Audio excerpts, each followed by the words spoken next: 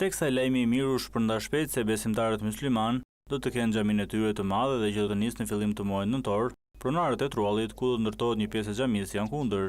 Familja Kruja, e cila prej kohësh ishte përfshirë në negociata me qeverinë për gjetjen e një zgjidhje pas arsimit të projektit fillestar një vit më parë, e gjeti veten papritur në disa situata absurde. Nga një anë, sipas familjes Kruja, qeveria negocioi për blerjen e tokës me çmimin e tregut, nga ana tjetër avokatura e shtetit ka hapur proces gjyqësor paralel me negociatat për të mos i njohur këtë pronë familjes Kruja, po në këtë situatë nuk mungoi as kryeministri Rama, i cili deklaroi se do të shpronsohen pronarët, ku këta të fundit nuk ishin ndjeni dhe as që kishin rënë dakord.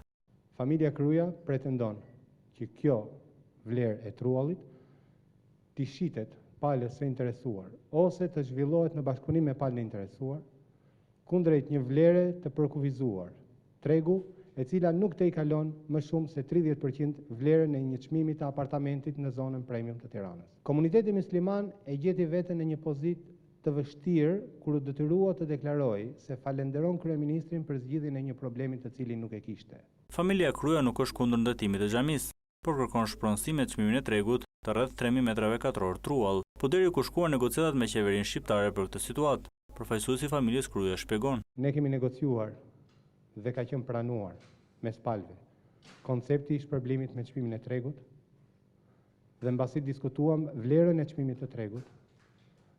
ne kaluam deri në nivelin e negociatës mbi modalitetet e realizimit pagesës. Në këtë proces, pas një arsyetim, pas një shpjegim, negociatat u ndërprerën dhe ne gjetëm veten përballë deklaratash që na përfshinin pa na pyetur,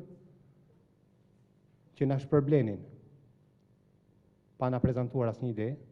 Kjo familje paralajmëron se çdo vendim antiligjor do të atakohet në gjykat, çka do të thotë se nëse nuk ka marrëveshje, xhamia nuk mund të ndërtohet.